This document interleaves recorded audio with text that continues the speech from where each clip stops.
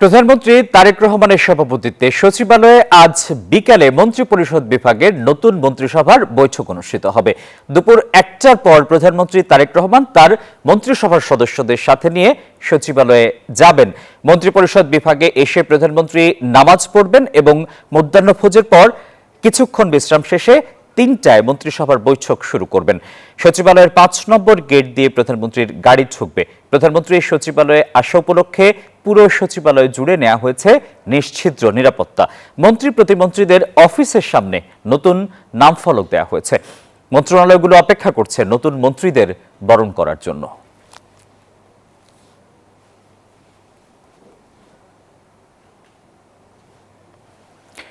আরো জানাতে সচিবালয় থেকে সরাসরি যুক্ত হচ্ছেন সহকর্মী শাহনাজ ইয়াসমিন। ইয়াসমিন, প্রধানমন্ত্রী, মন্ত্রী ও প্রতিমন্ত্রীদের বরণে সচিবালয়ে কি ধরনের প্রস্তুতি নেওয়া হয়েছে? আপনাকে ধন্যবাদ জানাচ্ছি। আসলে এবার অন্তর্বর্তী সরকারের অধীনে নির্বাচন ভিন্ন প্রেক্ষাপটে সরকার গঠন সবকিছুই আসলে ভিন্নভাবে হচ্ছে। এই কারণে যে আমরা জানি এর আগে যতবার হয়েছিল এই নতুন মন্ত্রিসভা, যেদিন মন্ত্রীরা ওত নেন তার পরদিন সকাল ৯টার ভিতরে বেশিরভাগ মন্ত্রী চলে আসেন, ১০টা ১১টার ভিতরে মূলত সব মন্ত্রীরা আসেন, সাংবাদিকদের সাথে কথা বলেন। কিন্তু এবারের বিষয়টি পুরোটা ভিন্ন হচ্ছে। এই কারণে গতকাল যখন বিএনপির চেয়ারম্যান প্রধানমন্ত্রী তারেক রহমানের নেতৃত্বে এই ৪৯ সদস্যের মন্ত্রিসভা গঠিত হলো, যার মধ্যে ২৫ জন মন্ত্রী, ২৪ জন প্রতিমন্ত্রী।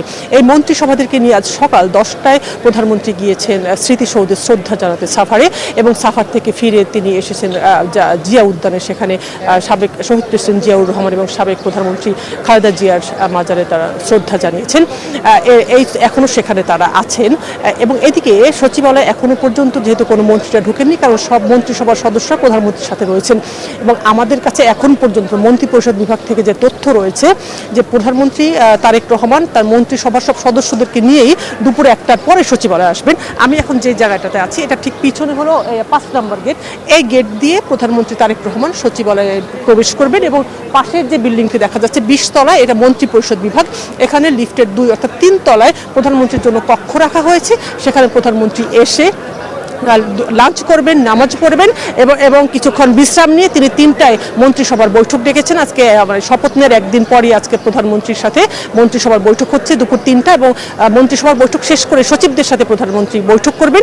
এবং প্রধানমন্ত্রী যখন ১টার পরে সচিবালয়ে ঢুকবেন তখন সব মন্ত্রীরাই ঢুকবেন। আমরা এতক্ষণ এলজিআরডি মন্ত্রী যিনি আছেন মির্জা ফখরুল ইসলাম আলমগীর, তিনি আসবেন, এবং সালাউদ্দিন আহমেদ স্বরাষ্ট্রমন্ত্রী আসবেন, আইনমন্ত্রী আসাদুজ্জামান আসবেন, এবং কয়েকজন সিনিয়র মন্ত্রীর সাথে সরাসরি আমরা কথা বলেছি। তারা বলছেন প্রধানমন্ত্রীর সাথে তারা সচিবালয়ে ঢুকবেন, এবং তখন হয়তো আমরাও তাদের সাথে কথা বলার চেষ্টা করব যে আসলে মন্ত্রীদের প্রথম দিন সচিবালয়ে এসে তাদের কর্মদিবস, তাদের মনে হচ্ছে, এবং তাদের যে প্রথম দিন অফিস করে তাদের প্রতিক্রিয়া নিশ্চয়ই আমরা সাংবাদিককে জানতে চাইব। এবং সচিবালয়ে প্রধানমন্ত্রীকে আসা উপলক্ষে নিশ্চিদ্র নিরাপত্তা, মন্ত্রীদের আসা উপলক্ষে আসলে একটি সরগোল অবস্থায় মোটামুটি সচিবালয় চলতেছে। সব মন্ত্রণালয়গুলো প্রস্তুত রয়েছে এবং নতুন মন্ত্রীদের বরণ করে নেওয়ার জন্য। টিপো। ইয়াসমিন, ধন্যবাদ আপনাকে।